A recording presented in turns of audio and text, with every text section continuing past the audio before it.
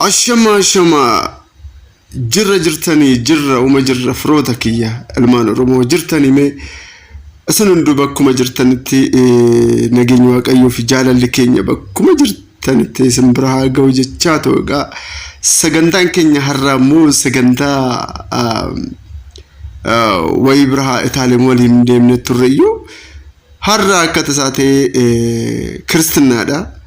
Kristina ilma hiriyaa kiyya bira deemee turreeyyuu itaalee waliin baay'ee bashaqqatnee baay'ee bashannannee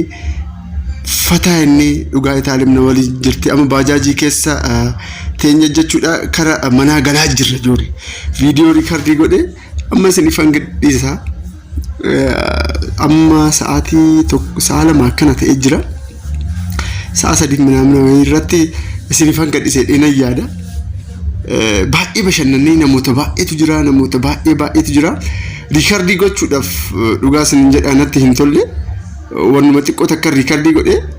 mee sundu riikardii tana sundu bakkuma jirtanitti haga dhumaatti akkan waliin hordoftan sin jedha amma baajaajii keessa jirra kinoo ka saala matee jira deemaa jirra inni biraa immoo firoota kiyya sundu warreen chaanaalii kanaaf haaraa taatanii didaatii birratti subscribe fi like gochaa ta'u akka nu jajjabeessitan sin jedha warreen haaraan ta'an immoo video keenya ilaaluu keessaniif itti fufaadha